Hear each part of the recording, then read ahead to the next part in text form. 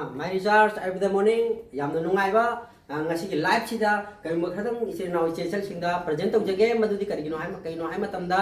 aikoina today live ta season nariba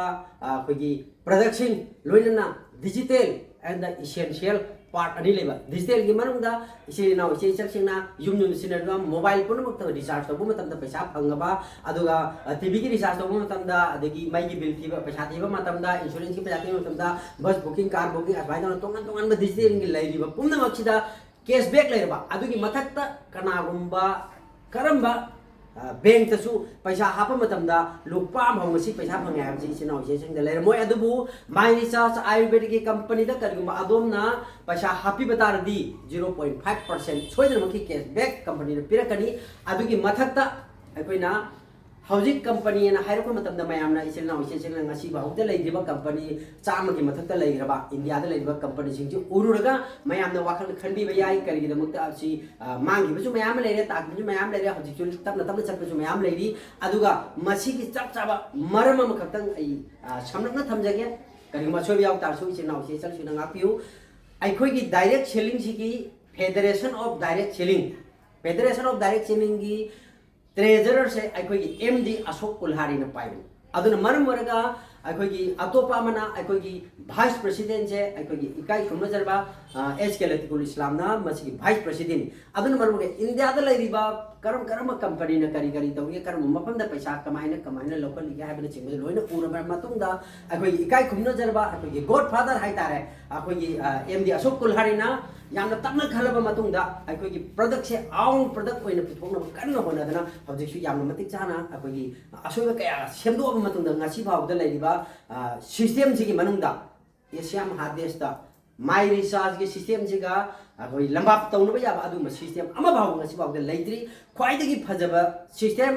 dream unlimited plan hangani mayana khang bayai dream haibadi mangan haibani unlimited haibadi masing thangna laiba adima masing laitaba aduma plan ni haibadi ai apam matungina lising ama pamju lising ama phangani laam pamju laam phani lai kai pamju lai kai phangani ngasi phawda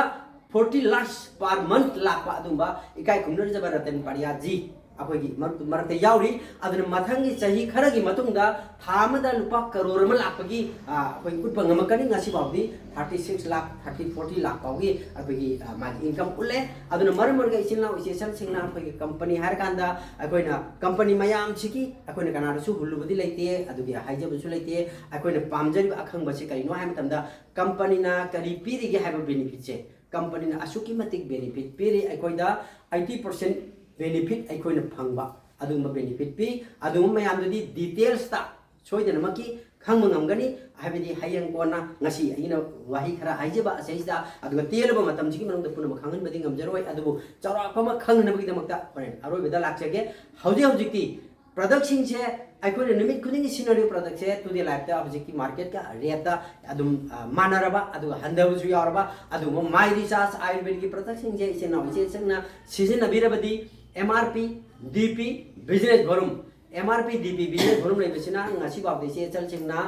seasonal se MRP da loi lai bani aduga DP da to the life ngasi ma isa gi darkar hoiba to the life seasonal besing che ayu ngata tum hogol ko brush ta gi horgan numidang night cream hawo yawarba aduga darkar hoiba health care adegi personal care loina mak yawarba asiu mayam che khangminasi aduga loina ma seistagi aina isa gi account ma isa na hangbiraga isa gi account da aina leijeri ba paisa singa se isa gi account da changan ba isa gi account da changal li basina kayam na changba ya habise masidi matung da nainasi hoji ki oina aikoina production bu season bada kayam ba kana ba phangraba mi mayam am laigre adu mayam du gi marakta kasar gi manung da akoini inau na thengna ba ai mi ama ani ki marakta gi tamina si atai mayam am laigre punumak to de koi komjalaga ai mayam da khangan mangam draga chu mathang tamna thengnagiba mayamna phangiba adudi akoi mathang akoi haiba life ani sidagi taw phungbigani hauji akoi adugumba kanaba phangaba miyoi ani khaktagi akoi chap akoi khangminasi kari sawi aigi mingse kamranga kasa kamranga govinda lai kai le leiba sri mani chan singho aije matam gara isai nomai pala da sundum kara jabiya adum matam gara chak ising chaba yarak ta dana sum le ꯀꯁꯥꯔꯗ ꯂꯩꯕ doctor ꯍꯥꯏꯕ ꯇꯥꯔꯦ ꯑꯁꯤ ꯄꯨꯝꯅꯃꯛꯁꯤ ꯌꯦꯡꯉꯕ ꯃꯇꯨꯡꯗ ꯀꯔꯤꯒꯨꯝꯕ ꯑꯅꯥꯕ ꯃꯁꯛ ꯈꯪꯗ꯭ꯔꯒꯅ ꯒꯨꯋꯥꯍꯥꯇꯤꯗ ꯑꯃꯨꯛ ꯆꯠꯆꯔꯦ Guwahati JNRC ꯍꯣꯁꯄꯤꯇꯥꯜꯗ ꯆꯠꯂꯒ ꯑꯃꯨꯛ ꯌꯦꯡꯉꯨꯕ ꯃꯇꯝꯗ ꯑꯗꯨꯗꯁꯨ ꯀꯔꯤꯒꯨꯝꯕ ꯂꯥꯏꯅꯥ ꯂꯥꯏꯑꯣꯡ ꯑꯁꯤꯅꯤ ꯍꯥꯏꯕ ꯐꯥꯕ ꯉꯝꯗꯕꯗꯒꯤ ꯍꯜꯂꯛꯇꯅ ꯂꯥꯛꯑꯒ ꯃꯇꯝ ꯈꯔ ꯂꯩꯔꯒ ꯑꯩꯒꯤ ꯏꯆꯥꯁꯤꯡ ꯊꯣꯛꯄ ꯑꯩꯒꯤ ꯑꯌꯦꯛ ꯏꯈꯨꯔꯥꯁꯤꯡꯒꯤ ꯏꯆꯤꯟ ꯏꯅꯥꯎꯁꯤꯡꯒꯤ ꯃꯆꯥ ꯁ꯭ꯌꯥꯝ ꯃꯃꯤꯡ ꯁ꯭ꯌꯥꯝ ꯃꯥꯏ ꯃꯃꯤꯡ ꯁ꯭ꯌꯥꯝ ꯀꯧꯏ ꯑꯗꯨꯒ ꯃꯥꯅ ꯍꯤꯗꯥꯛꯁꯤ ꯃꯪꯒꯣꯜ ꯍꯥꯏꯔꯤꯕ ꯍꯤꯗꯥꯛꯁꯤ ꯄꯤꯖꯗꯅ ꯑꯩ ꯃꯇꯝ ꯈꯔ ꯌꯦꯡꯉꯕꯒꯤ ꯃꯇꯨꯡꯗ ꯅꯣꯡꯃ ꯅꯣꯡꯃꯒꯤ ꯑꯗꯨꯝ ꯆꯥꯛꯁꯤ ꯈꯔ ꯆꯥꯈꯠꯂꯛꯄꯅ ꯍꯧꯖꯤꯛ ꯑꯩ ꯆꯥꯂꯨꯛ ꯐꯥꯕ ꯉꯝꯖꯔꯦ ꯑꯗꯒꯤ ꯑꯗꯨꯝ ꯒꯣꯕꯤꯟꯗꯒꯤ ꯁꯦꯕꯥ ꯑꯗꯨꯝ ꯅꯣꯡꯃ ꯅꯣꯡꯃꯒꯤ ꯆꯠꯆꯕ ꯉꯝꯃꯦ ꯑꯁꯨꯝ ꯍꯥꯏꯅ ꯑꯩ ꯂꯩꯖꯕꯅꯤ ꯑꯁꯤ ꯍꯥꯏꯔꯒ ꯂꯣꯏꯁꯤꯟꯕ ꯌꯥꯔꯦ ꯑꯩꯒꯤ ꯃꯤꯡ ꯁꯥꯀꯐꯝꯒꯤ ꯁꯥꯝꯀꯣꯜ ꯀꯣ ꯑꯩꯈꯣꯏꯒꯤ ꯀꯩꯅꯣ ꯕꯤꯖꯤꯅꯦꯁꯁꯦ ꯑꯩ ꯌꯥꯝꯅ ꯌꯥꯎꯖꯔꯦ ꯑꯍꯥꯟꯕꯗꯁꯨ ꯅꯦꯠꯋꯥꯔꯀꯤꯡꯁꯤꯒ ꯑꯗꯣ ꯑꯃꯠꯇ ꯑꯩꯈꯣꯏꯁꯤ ꯀꯥꯟꯅꯐꯝ ꯈꯪꯈꯤꯗꯕ ꯍꯥꯏꯇꯥꯔꯦ ꯄꯩꯁꯥ ꯇꯝ ꯍꯨꯟꯗꯣꯛꯄ ꯀꯣꯟꯅꯗꯤ ꯀꯃꯤꯁꯟ ꯀꯔꯤ ꯀꯔꯥ ꯑꯁꯤ ꯕꯦꯅꯤꯐꯤꯠꯁꯦ ꯐꯪꯒꯅꯤꯅ ꯇꯧꯔꯒ ꯄꯩꯁꯥ ꯇꯝ ꯂꯪꯊꯣꯛꯄ ꯑꯣꯏꯈꯤꯕ ꯑꯗꯣ ꯑꯀꯣꯟꯕꯗ ꯑꯁꯤ ꯑꯩꯈꯣꯏꯒꯤ ꯑꯣꯖꯥꯁꯤꯡꯒꯤ ꯃꯇꯦꯡꯗꯒꯤ ꯁꯤ ꯃꯥꯏ ꯔꯤꯆꯥꯔꯖ ꯍꯥꯏꯕ ꯀꯝꯄꯅꯤꯁꯤ ꯃꯁꯤ ꯌꯥꯎꯔꯨꯗꯒꯤ ꯃꯈꯣꯏꯅ ꯃꯪꯒꯣꯜ ꯍꯥꯏꯅ ꯍꯤꯗꯥꯛ ꯍꯛꯆꯥꯡꯒꯤ ꯀ꯭ꯂꯤꯟꯖꯤꯡ ꯄ꯭ꯔꯣꯗꯛ ꯑꯃ ꯐꯪꯖꯕꯤ ꯑꯁꯤꯁꯦ ꯑꯩꯅ ꯑꯅꯤꯈꯛ ꯂꯧꯔꯒ ꯄꯣꯔꯛꯄ ꯍꯥꯏꯇꯥꯔꯦ ꯕꯤꯖꯤꯅꯦꯁ ꯑꯃ ꯑꯣꯏꯅ ꯑꯗꯩ ꯑꯃ ꯑꯩꯅ ꯀꯀꯥꯁꯤꯒ ꯃꯥꯏ ꯃꯁꯥ ꯅꯨꯡꯉꯥꯏꯇꯦ ꯍꯥꯏꯕꯗꯨꯒ ꯃꯥꯁꯤ ꯆꯍꯤ 2 ꯃꯈꯥꯏ ꯍꯦꯟꯅ ꯂꯥꯏꯌꯦꯡꯐꯝ ꯈꯪꯗꯅ ꯂꯩꯔꯝꯕꯁꯦ ꯃꯥꯅ ꯑꯃ ꯊꯛꯍꯜꯂꯦ ꯑꯩꯅ ꯑꯃ ꯄꯨꯔꯒ ꯑꯩꯅ ꯑꯃ ꯊꯛꯆꯔꯦ ꯑꯗꯒꯤ ꯃꯥꯁꯤ ꯅꯣꯡꯃ ꯅꯣꯡꯃꯒꯤ ꯃꯁꯥꯁꯦ ꯐꯒꯠꯇꯅ ꯍꯧꯖꯤꯛ ꯃꯥꯁꯦ ꯆꯞ ꯆꯥꯕ ꯐꯦꯕ ꯍꯥꯏꯇꯥꯔꯦꯅ ꯒꯣꯕꯤꯟꯗꯒꯤ ꯁꯦꯕꯥ ꯇꯧꯗꯨꯅ ꯍꯟꯗꯛ ꯖꯨꯂꯣꯟꯗꯒ ꯏꯁꯩ ꯁꯛꯄ ꯌꯥꯎꯖꯔꯦ ꯑꯗꯣ ꯑꯩꯒꯤꯁꯨ ꯑꯩꯒꯤ ꯅꯨꯄꯤꯁꯦ ꯆꯥꯛ ꯆꯥꯔꯒ ꯑꯩꯈꯣꯏꯒꯤ ꯆꯥꯛꯈꯠꯂꯒ ꯆꯥꯛꯇꯣꯁꯦ ꯃꯈꯨꯠ ꯍꯥꯝꯖꯟꯕ ꯍꯥꯏꯇꯥꯔꯦ ꯆꯥꯛꯁꯦ ꯆꯥꯕ ꯉꯝꯗꯅ ꯂꯩꯔꯝꯕ ꯑꯗꯣ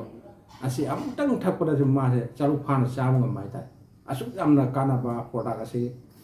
ꯑꯩꯈꯣꯏꯗꯁꯨ ꯀꯥꯟꯅꯕ ꯃꯁꯤꯡ ꯅꯥꯏꯗꯅ ꯀꯥꯟꯅꯕꯁꯨ ꯄꯤꯕ ꯑꯩꯈꯣꯏꯒꯤ ꯅꯣꯡꯃꯒꯤ ꯆꯪꯒꯗꯕ ꯊꯥꯎ ꯑꯗꯒꯤ ꯁꯥꯄꯣꯟ ꯄꯨꯝꯅꯃꯛꯁꯤꯁꯨ ꯁꯤꯗꯩ ꯁꯤꯖꯤꯟꯅꯖꯔꯒ ꯑꯩꯈꯣꯏꯅ ꯉꯁꯤ ꯏꯁꯥꯒꯤꯁꯨ ꯀꯥꯟꯅꯕ ꯐꯪꯕ ꯌꯨꯝꯒꯤꯁꯨ ꯀꯥꯟꯅꯕ ꯐꯪꯕ ꯑꯁꯤꯕꯨ ꯐꯕ ꯀꯝꯄꯅꯤꯁꯦ ꯃꯁꯤꯒꯤ ꯍꯦꯟꯅ ꯐꯕꯁꯦ ꯂꯩꯇ꯭ꯔꯦ ꯍꯥꯏꯅ ꯑꯩꯒꯤ ꯋꯥꯈꯜꯗ ꯈꯟꯗꯦ ꯑꯗꯣ ꯐꯁꯨ ꯐꯔꯦ ꯑꯁꯤ ꯍꯥꯏꯖꯔꯒ ꯑꯩ ꯑꯇꯩ ꯌꯥꯝꯅ ꯍꯥꯏꯖꯔꯣꯏꯒꯦ ꯑꯗꯨꯒ ꯏꯆꯤꯟ ꯏꯅꯥꯎ ꯏꯆꯦ ꯆꯜꯁꯤꯡ ꯌꯥꯝꯅ ꯅꯨꯡꯉꯥꯏꯕ ꯑꯃꯅ ꯑꯩꯈꯣꯏꯒꯤ ꯀꯝꯄꯅꯤ ꯃꯌꯥꯝꯅ ꯅꯩꯍꯠꯂꯝꯃꯕ ꯀꯝꯄꯅꯤ ꯃꯌꯥꯝꯅ ꯊꯥꯖꯕ ꯄꯨꯝꯅꯃꯛ ꯃꯥꯡꯍꯟꯕꯤꯔꯝꯃꯕ ꯑꯗꯨꯒꯨꯝꯕ ꯏꯆꯤꯟ ꯏꯅꯥꯎ ꯏꯆꯦꯜꯁꯤꯡꯒꯤꯗꯃꯛꯇ ꯉꯁꯤ ꯑꯩꯅ ꯄ꯭ꯔꯖꯦꯟ ꯑꯃꯈꯛ ꯇꯧꯖꯒꯅꯤ ꯍꯥꯏꯕꯗꯤ ꯑꯩꯈꯣꯏꯒꯤ ꯂꯩꯔꯤꯕ ꯄ꯭ꯂꯥꯟꯒ ꯂꯣꯏꯅꯅ ꯃꯁꯤꯗ ꯄꯩꯁꯥ ꯀꯃꯥꯏꯅ ꯂꯥꯛꯀꯗꯒꯦ ꯍꯥꯏꯕ ꯃꯇꯦꯛ ꯑꯃꯈꯛꯇꯪ ꯑꯩ ꯃꯀꯣꯛ ꯍꯧꯕ ꯑꯣꯏꯅ ꯑꯩ ꯃꯌꯥꯝꯗ ꯍꯥꯏꯖꯒꯦ ꯑꯗꯨꯒ ꯃꯁꯤ ꯍꯦꯛ ꯇꯥꯕ ꯃꯇꯝꯗ ꯏꯆꯤꯟ ꯏꯅꯥꯎ ꯏꯆꯦ ꯈꯨꯗꯤꯡꯃꯛ ꯁꯨꯡꯁꯣꯏ ꯁꯣꯏꯗꯅ ꯕꯤꯖꯤꯅꯦꯁ ꯑꯁꯤ ꯀꯔꯤꯅꯣ ꯍꯥꯏꯕꯁꯨ ꯈꯪꯉꯛꯀꯅꯤ ꯑꯗꯨꯒꯤ ꯃꯊꯛꯇ ꯏꯁꯥꯒꯤ ꯗꯨꯀꯥꯟꯁꯦ ꯁꯣꯏꯗꯅ ꯍꯧꯗꯣꯛꯀꯦ ꯍꯥꯏꯕ ꯗꯤꯁꯤꯖꯟ ꯂꯧꯕꯤꯔꯛꯄꯒ ꯂꯣꯏꯅꯅ ꯁꯣꯏꯗꯅ ꯃꯥꯏ ꯔꯤꯆꯥꯔꯖꯒꯤ ꯄ꯭ꯔꯗꯛ ꯄꯨꯝꯅꯃꯛ ꯁꯤꯖꯤꯟꯅꯃꯤꯟꯅꯔꯛꯀꯅꯤ ꯀꯥꯟꯅꯕ ꯄꯨꯝꯅꯃꯛ ꯐꯪꯃꯤꯟꯅꯔꯛꯀꯅꯤ ꯑꯥꯌꯨꯔꯕꯦꯗ ꯍꯥꯏꯕꯁꯦ ꯆꯍꯤ 5,000ꯒꯤ ꯃꯃꯥꯡꯗꯒꯤ ꯂꯩꯔꯛꯑꯕ ꯑꯗꯨꯒꯨꯝꯕ ꯑꯩꯈꯣꯏꯒꯤ ꯏꯟꯗꯤꯌꯥꯒꯤ ꯑꯗꯨꯝ ꯄ꯭ꯔꯗꯛ ꯃꯈꯜ ꯑꯃꯅꯤ ꯑꯗꯨꯅ ꯃꯔꯝ ꯑꯣꯏꯔꯒ ꯑꯥꯌꯨꯔꯕꯦꯗꯄꯨ ꯊꯥꯖꯗꯕ ꯃꯤ ꯉꯁꯤꯒꯤ ꯏꯟꯗꯤꯌꯥꯗ ꯂꯩꯇꯦ ꯑꯗꯨꯅ ꯃꯔꯝ ꯑꯣꯏꯔꯒ ꯑꯥꯌꯨꯔꯕꯦꯗꯄꯨ ꯊꯥꯖꯕꯒ ꯂꯣꯏꯅꯅ ꯄꯩꯁꯥ ꯀꯃꯥꯏꯅ ꯐꯪꯕ ꯌꯥꯕꯒꯦ ꯍꯥꯏꯕ ꯃꯇꯦꯛ ꯑꯃꯇꯪ ꯊꯝꯖꯒꯦ ꯑꯗꯨꯒ ꯃꯌꯥꯝꯁꯨ ꯄꯨꯛꯅꯤꯡ ꯆꯤꯡꯁꯤꯜꯂꯀꯥꯟꯗ ꯑꯩ ꯃꯈꯥ ꯑꯃꯨꯛ ꯊꯝꯖꯔꯛꯀꯦ ꯌꯥꯝꯅ ꯁꯝꯅ ꯍꯥꯏꯔꯕꯗ ꯈ꯭ꯋꯥꯏꯗꯒꯤ ꯂꯥꯏꯔꯕ ꯀꯔꯤꯝꯇ ꯉꯝꯖꯗꯕ ꯃꯤꯑꯣꯏ ꯑꯣꯏꯔꯤ ꯇꯥꯔꯁꯨ ꯌꯨꯝꯒꯤ ꯄ꯭ꯔꯗꯛꯇꯤ ꯁꯤꯖꯤꯟꯅꯔꯤ ꯌꯨꯝꯒꯤ ꯄ꯭ꯔꯗꯛ ꯁꯤꯖꯤꯟꯅꯔꯤꯕ ꯌꯨꯝꯒꯤ ꯄ꯭ꯔꯗꯛꯁꯤꯡꯁꯤꯗ ꯌꯥꯝꯗ꯭ꯔꯕꯗ ꯂꯨꯄꯥ 500, 500, 700, 1,000ꯒꯤ ꯃꯅꯨꯡꯗ ꯁꯝꯅ ꯍꯥꯏꯔꯒ ꯕꯤꯖꯤꯅꯦꯁꯀꯤ ꯚꯣꯂꯨꯝꯗꯅ 400 ꯑꯣꯏꯕ ꯇꯥꯔꯒꯗꯤ ꯃꯥꯒꯤ ꯇꯤꯝꯗꯨꯒꯤ ꯕꯦꯅꯤꯐꯤꯠ ꯄꯨꯝꯅꯃꯛ ꯐꯪꯕ ꯌꯥꯔꯕ ꯑꯗꯨꯒ 400 ꯌꯧꯗ꯭ꯔꯒꯗꯤ ꯃꯥ ꯕꯦꯅꯤꯐꯤꯠ ꯐꯪꯕ ꯌꯥꯔꯣꯏ ꯃꯥꯒꯤ ꯃꯈꯥꯗ ꯂꯩꯔꯤꯕ ꯃꯤ ꯄꯨꯝꯅꯃꯛꯅ ꯂꯩꯔꯤꯕ ꯄꯣꯠꯇꯨꯒꯤ ꯕꯦꯅꯤꯐꯤꯠ ꯐꯪꯒꯦ ꯍꯥꯏꯇꯥꯔꯒꯗꯤ ꯑꯗꯨꯒꯨꯝꯕ ꯏꯆꯤꯟ ꯏꯅꯥꯎ ꯏꯆꯦꯆꯜ ꯈꯨꯗꯤꯡꯃꯛꯅ ꯕꯤꯖꯤꯅꯦꯁ ꯚꯣꯂꯨꯝ 400 ꯌꯧꯅ ꯀꯛꯄꯤꯒꯗꯕꯅꯤ 400 ꯍꯥꯏꯕꯁꯦ ꯂꯨꯄꯥ 713 794 ꯑꯗꯨꯝ ꯑꯣꯏꯕ ꯌꯥꯏ ꯑꯗꯨꯒ ꯈꯔ ꯍꯦꯟꯕꯁꯨ ꯌꯥꯏ ꯃꯔꯝꯗꯤ ꯑꯩꯅ ꯂꯩꯔꯤꯕ ꯄ꯭ꯔꯗꯛꯇꯨꯒꯤ ꯂꯩꯔꯤꯕ ꯕꯤꯖꯤꯅꯦꯁ ꯚꯣꯂꯨꯝꯗꯨꯒꯤ ꯃꯇꯨꯡ ꯏꯟꯅ ꯃꯌꯥꯝꯅ ꯈꯪꯃꯤꯟꯅꯔꯦ ꯕꯤꯖꯤꯅꯦꯁ ꯚꯣꯂꯨꯝ 400 ꯍꯥꯏꯕꯁꯤ ꯀꯔꯤꯅꯣ ꯑꯩꯅ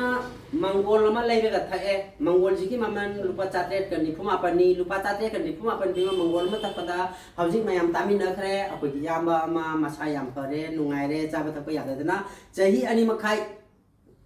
सी चले लायेंगे गुवाहाटी दा लायेंगोरे हले न मसा फबंग नमद्रे आई हन मतंग जी क्या नुआइदो मानद्रे गान खलुरो पोतो लुपा 400 का निफु मापन बिजनेस वॉल्यूम 400 लेबा अदु मंगोल मचा म सप्लीमेंट म थौबदगी हजि मसा फदना मसा ची चा मथेन फाना चारबा अदु बिजनेस वॉल्यूम दो अथैदा कंपनी न काइम लौगिबा लेते को अदु मयाम से दम खंगिरंगनी इसागी पोल लेजबनी इसागी पोल लेजबा मतमदा अमांग मोलेते कंपनी लौगिदो लेते कैशबैक अखोदा हलकनी अदु खतगिनी सेदा मांग बताबा काइम लेते अदुना हजि काम नमारि से काइगिनो हाय मतमदा अखोई सिना इसेंशियल मियोइबा हायसे कनाना कनाना सो हाइजबा पामदे मियोइबा से कनाना कनाना सो हाइजबा पामदे अदुना मरमरगा ngasi ki business ase yaw matungda ai business ni nate ai isagi apamba isagi po lejabani adai to business on ma yai haiba katani ado kari gumba masai sa ai mi onda kaita haiba ngamde adai ai haijero ai haiba adu mi sing legani mi mayamang na mi da kanana so kana so haijaba pamda bani na adupu adu mi sing dam da kana ba su kari ma haiba tamda mana leiba to kan je ai thangna ba to kan de lei rodi mrp de lei dori bani ai ko gi se lei taraga di discount price DP da lei dori bani DP da lei taraga di adu ki mathaka business volume maina amakha akoi ki company na happy adu marmarga punchi chupa mana lei ba pot pot ki business volume lagi business volume du ki commission bhangi ba pumna makto mana adum kanam da kai ma hai de bida masa masa na lei ba mai lei ba commission do adu khakta na chu mana lai ba paisa purumak अखोगी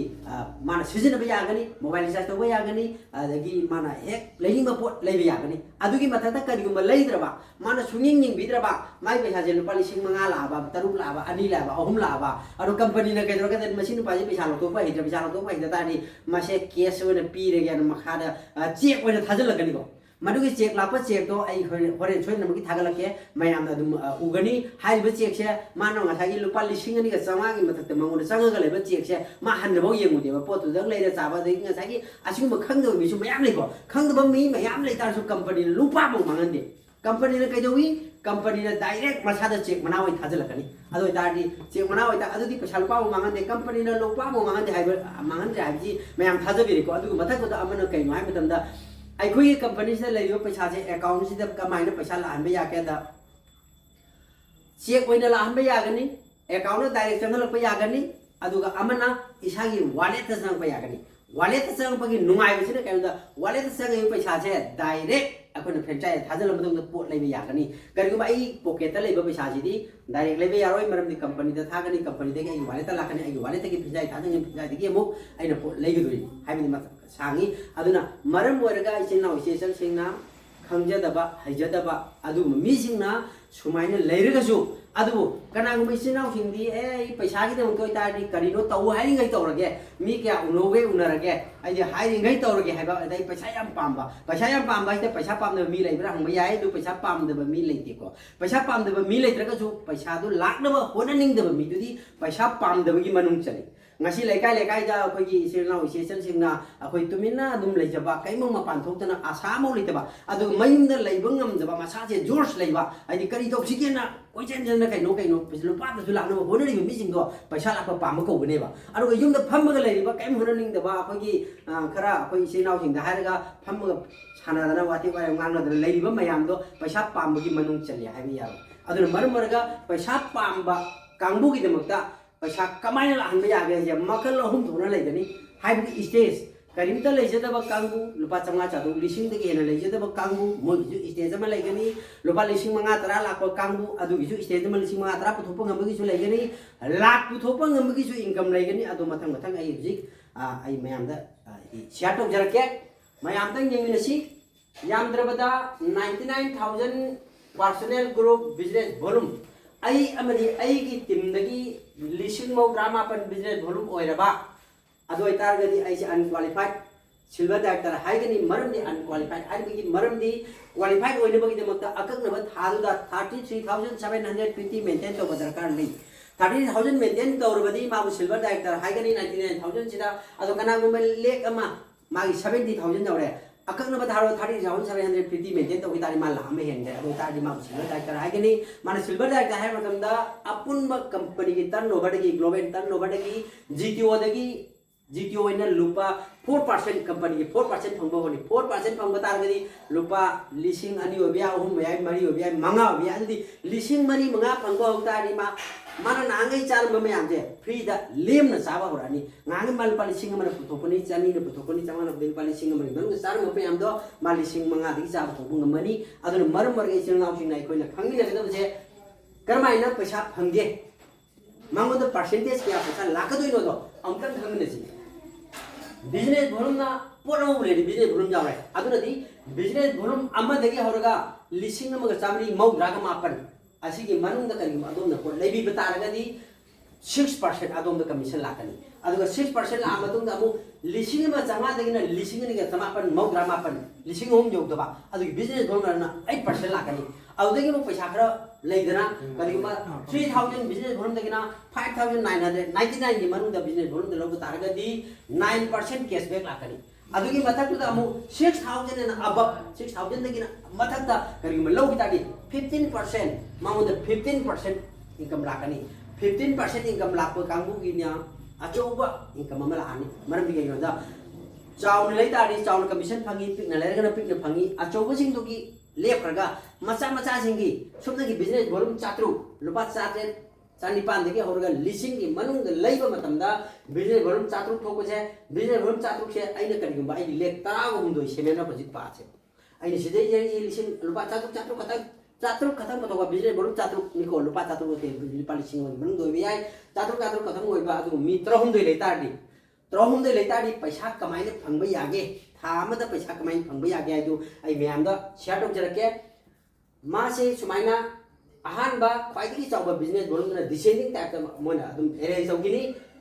first second ani suba leg se masida 10% phangani mathangi single leg tagi 12% phangani mathangi single leg tagi 14% phangani unlimited depth tagi ai leg tagi 15% tawna phangani adudi amtang yeminasi hafta gi aigi na leijaba pot ki paisa je amtang legi da mina ai tham da amtang legi ni lupa lam di lei ru nei tom da dia adun marum li sima le bi ai tarag le bi kun gele adu tham amtang pir kan aigi tim makha da aigi tim da mi li singa le bi ai changa le bi ai kana na karam amtang da paisa le ka no kam ngam di adu gi myam da punjal laga amuk ta pi ta di company su ma tha sarni adun marum ga company na mayam gi paisa tham da paisa pi ba da khudong cha da do tha nimit tare ni da hafta ku ni paisa ma pi khwaidagi phajaba plan ji sini ko ko gi my research ayurvedi aru yengiro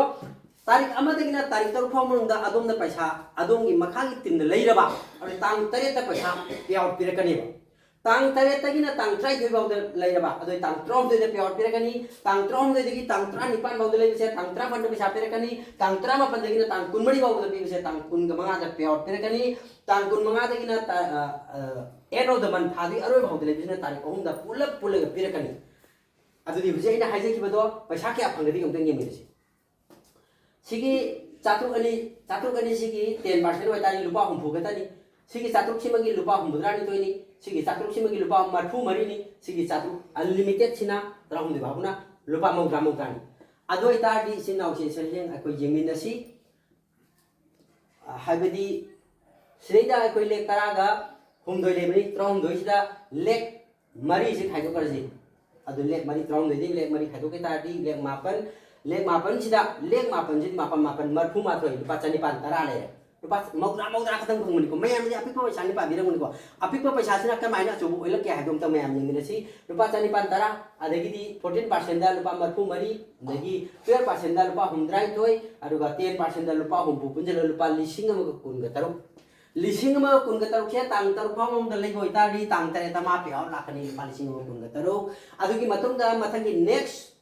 next week da so muk tang tare tina tang trai thebe mang da so anoba mi yaw tana ma mu lei ren khali sak manana adoi tani tang trong de pe ola kani lising ma jani lising ma kun ga taru lising ma kun taru smai tona pe manga da kun tadi lising manga ga chama kun thra bo phang bayani lupa chatret katang puthoga chani pang katang puthoga lising ma katang puthoga yaujaba mahato magi tim leijerbadi magi tim chaujerbadi ma lupa lising manga ga chama ga kun thra phang bayani masina ngasai leijadaba mana apikpa lun chatruk khatang leibi karigumba lising taruk leiba taragadi lising taruk kanagumba xyz na masigi timje paisa khaga paiba saunu ba ngata thengnaru jana man paisa je lising taruk business rum lei gitardi 51300 ki mathta lakani लिसिंग यांखई माथोई की मत लाकनी मरम दी कहीं मसदे तोान तोान company मनुंग पीरीब ma'am से अकुप ma'am से साथी ने यामी अदुदी नोम business की plan होइना अमुक अनोब प्लान में उच्चगे नसीगी चौरापा हाइदी मैम समन खंगनबगीदमता आई समन हाइजगे अदो करिगुंबा बिजनेस वॉल्यूम जना 60,000 ओइखबा मागी टीम चारोतना 60,000 ओइखबा मा लाख मंगा का लिसिंग त्रौंदे फंगबा यागनी लाख मंगा का लिसिंग त्रौंदे से करिगुंबा मागी टीम दुना टीम लेक अममंदा लिसिंग तरुक तरुक लाख तरुक तरुक ओइखबा 51 लाख 30,000 बो फंगबा यागनी हाइबा पैसाजी इनकम से तोंगाना लेंगदबा इनकम मखन पीरी माना पीरीबा प्लान से कइनो हाइब तंदा अखोगी मचानी मचा से मखल अनीमु तोान सिन अपिप मचादी हौरकान लुपा 35 कुन लुपा 30 चाम फंगी मखन सिदा अखोई लाक्चरबनी अदुगा करिगुंबा अखोगी कंपनी ने पीरीबा हाइदी डिजाइन कमाई पी कहदा नंगना लुपा लिसिंग अमगा बिजनेस वॉल्यूम लिसिंग अमगा चनी यांखई ओइरबा अदुगा आयना अदना लिसिंग अनिगा चंगा यौरबा अदु इतारगदी नंजे स्मार्ट कस्टमर कौगनी स्मार्ट कस्टमर हाय तारगदी नंजे था खुदिंगी लेप्तना था तरुक लौरबा स्मार्ट कस्टमर दा अदुदी नंगना लौरिबा पैसाजी की था तरुक पुंजलगा लुपा क्या तागेगा अदुगी खोलगा थामद लुपा क्या तारगी येंगु मतमदा लुपा लिसिंग मंगा हौगी मनुंगा तातारदी लुपा लिसिंग मंगा की पोट थातरे छु फ्री दे लोबा यागनी अतोपा अमना सिसिना थातरे तरे खुदिंगी थातरुक लेरगा थातरे खुदिंगी लिसिंग मंगा लौर चकनी स्मार्ट कस्टमर की diamond club ngасai business volume लिसिंग तरुक हाइबदो लिसिंग तरुक एना अबब लेगी तारगदी माना लिसिंग तरुक सिगिदी परसेंटेज क्या पुरे लिसिंग तरुक गिदी अपन 15% फंगनी हाइगरे 15% फंग तारगदी थादु मार खुदु लुपा 54 से कैशबैक हम लाकनी लुपा 54 कैशबैक लापसिगी मथक तो डायमंड क्लब हाइ तारगदी लुपा 54 कैशबैक ला तारगदी सही मद लुपा क्या ताई लिसिंग तरागा चानिपान ताई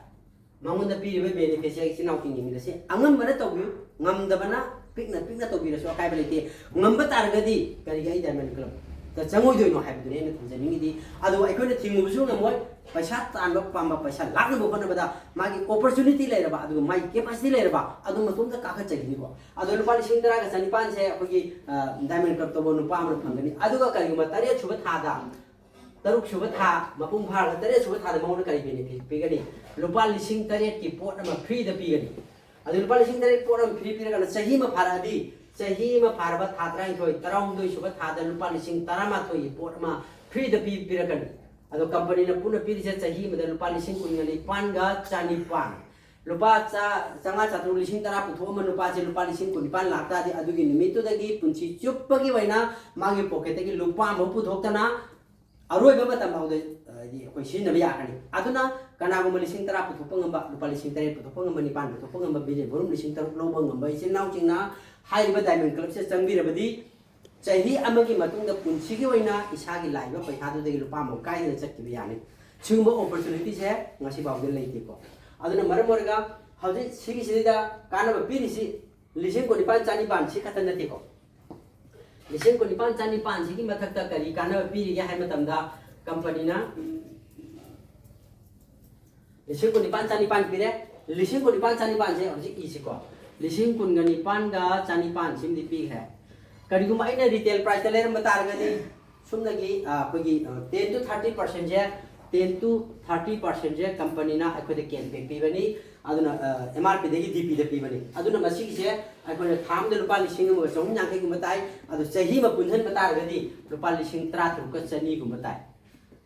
अदुगी लिसिंग को निपाजी मथक का मोपी जे अदुदी लिसिंग 30 का चनी सिगी मथक का अमु करी पीरे कंपनी ना रुपा लिसिंग 30 मंगा मगा फैमिली मते मनाव पुन्ना 5 स्टार होटल अमदा दिल्ली दा नत्रगा कलकत्ता दा 5 स्टार देवा अचो सेलिब्रेशन मा यावगी खुदुंग चाबा पीगनी अदो तारगदी अदु फंगतारगदी पुन्ना रुपा क्यानो 60000 कंपनी ना एखोय द पीरि से डायमंड क्लब तो पन 60000 की बेनिफिट पी 60000 की बेनिफिट पी बतारगदी मयाम ना कोई करी काना फंगे हाबदो हमतंग येमिनसी 60000 की बेनिफिट से पीओ समदा अखोना लुपा लिसिंग तरा था खुदिंग लौरे खलसी था खुदिंग लुपा लिसिंग तरा लोगो मतंदा चाही मदा लुपा लामगा लिसिंग कुन चाही मदा लुपा लामगा लिसिंग कुन आइकोइना था खुदिंग लिसिंग तरा तरा लेबिदा चाहिए ना लाम से को नोइतारी था लुपा लिसिंग हुम्फू की बेनिफिट मा होजी फंगरे लिसिंग हुम्फू की बेनिफिट फंगी तागदी आई लुपा लिसिंग हुम्फू गदनी पुथोइसे अदोय तारदी था मद लिसिंग मंगा अदो करिगुबा अखोगी प्रोडक्शना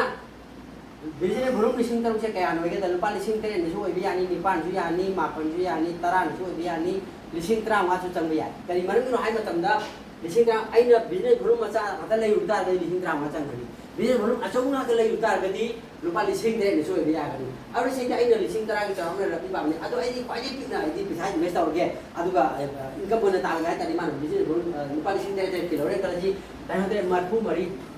लिसिंग मरफु मरी खतम पुथोकनी माना चाहिए में माना लिसिंग मरफु मरी पुथोकसे लिसिंग हुम्फुगी खुदोंग चाबा माइ गोंद पि गितारगदी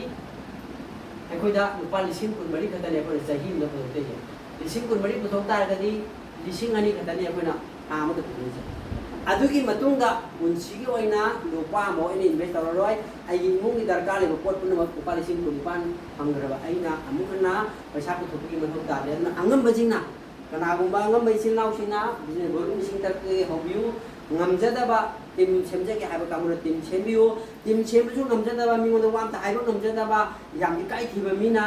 isagi itomta leijaraga isai yara lairi badugi benefit laido adu khatang da orsu hangaga chapiu haiba wafam je sinau hinga thamjari aduga loinana ngasi mayamda request tak tawjege madudi kalgino hai matamda isina ise chasing youtube mayam ma semi semaga youtube to thagat ningai leitadana angang kappa adagi luhong masatpa khara namaga thagalaga honaribado my research ayurveda da lakpiu adu my research gi lairiba product chani gi mathak samar phugi mathak lairiba product singje amamam tawoina khamina kana madu da thagat mo hona sahi chupa thagat pe yani adu manung da lairiba kanaba benefit mayam sida thagat pada da pura ai koi sungne le tan thagat pe yani adu itaragadi adu ngi thagat naba wahai su lairani aduga video namna nabugi su lairani adu me adu lakpiu kasar dairi kasar live nu sibibana kasar live ki piriba mobile number se ista apoi join to biraga akoi apun ma mi lising ma lakma sigi apun ma pangal ma sagat minaraga lupa kaya bhawa kamaina lakpa ya ge haise sahi magi man dang to hon mina si aduga asigi apikpa सुमाने business हम चातु चातु तरुगा छु अखोइ मयाम फंबि या हेबिसे मसी idea सि तसे अखोइ company दसु याउगे आई सानसु knowledge लेजे अदुबु कंपनी सि दे याउबिबा आइगी टीम जूनियर टीम हाइता जूनियर टीम दि ओइजबा अदुगा मकोकि हनुरबा हाइबदि सुगुबा मार्केट मयाम जे सुदना लोइना खंगाबा लोइना उरबा अदुगुबा आइगी टीम मा खंगना टीममेट हाइतारे आइगी लीडर मा खंगना मान प्लान से तौर बदगी अइन हाइजबनी अदो तारी मागी दम तैना सुकी मति नुंगाइजबा आइगी अपि नु फुंगे मरमदि मंगोंदगी थोरेबा प्लान ने कलिगुमा कनागुमा लुपा चातु खतंग लुपा लिसिंग म खतंग पुथोबा ngam mi do manu mi चाम पुथोबा ngam तानी अनि सुबा था दगी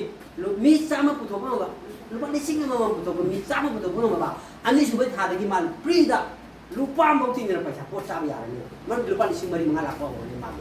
और अनि सुबा था दगी अनि सुबा चाम पुथोबा ngam अदुदि कनागुमा XYZ ना लुपा लिसिंग म पुथोबा मिंग चनबिरबा अदुगा मागी मी टीम जे चाम सुरबा टीम चाम सुरबा सेबिरो टीम चाम हे सुरबा टीम चाम सुबा निमित्तु दगिदि अनि सुबा थांगबा थादा मा फ्री द पैसा चाबा यारनि लुपा चाबा पैसा कोई इनकम चाबा यारनि अदुगा प्रोडक्शन के सिन नबा यारनि माई रिचार्ज के प्रोडक्शन दी हेन प्रोडक्ट अमा भाव लेके ngasi ba kari gino hai matam do praman bijage akoi ki product punamakta kari di 10x ne thagani 10x thabai maram di akoi na semi ba product punamak se kilo tara se kilo ma da pura extract to kan na kwaidagi phaba mo da sema bani adu guli ma akoi capsule ma chaba dum da capsule tara chaba ma pangan mane adu ga loina na make in india thagani haibidi akoi product se chopa yade ikai ba yade asuki mati capacity di quality lei haibidi maram di make in india chopa yade haibidi made in india thari dumai to na make in india thari india thabagi maram se akoi product asuki mati quality lei hai aduna akoi gi ikai khumna jarba akoi MD akoi ashok kulari jina mag acho mangla lamaga konana achana sagaraiba federation of direct selling laiba india da laiba direct selling pumna maksidagi mana treasurer pa karmai to kanda afaba business ma putoga kwaidagi lair badagi na kwaidagi medium middle class pa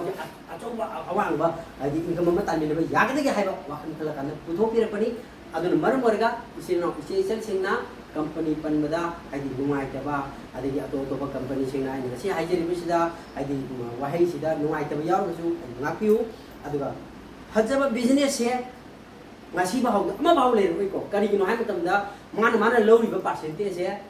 adum chaung loksin gi bai tare company ai khoi gi percentage se 10% 90% na mayam gini 10% na company gi aduna maram marga adugi mathata mu own product ai khoi isa gi own product oina na kanno gon bai tare aduna hoji phau da 80% own product ni ai khoi le product purmo se 80% own product oina pana maram oina ga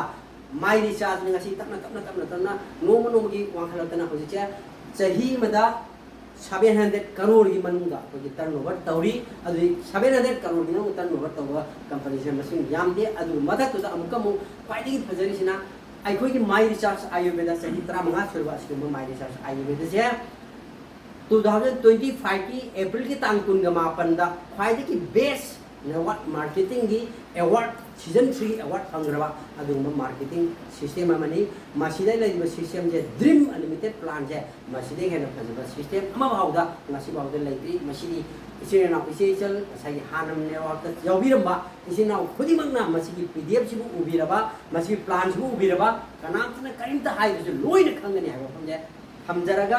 akoigi isina ujingna support tomina chi mapung phana lai ba komina chai ba phamje thamjaraga masigi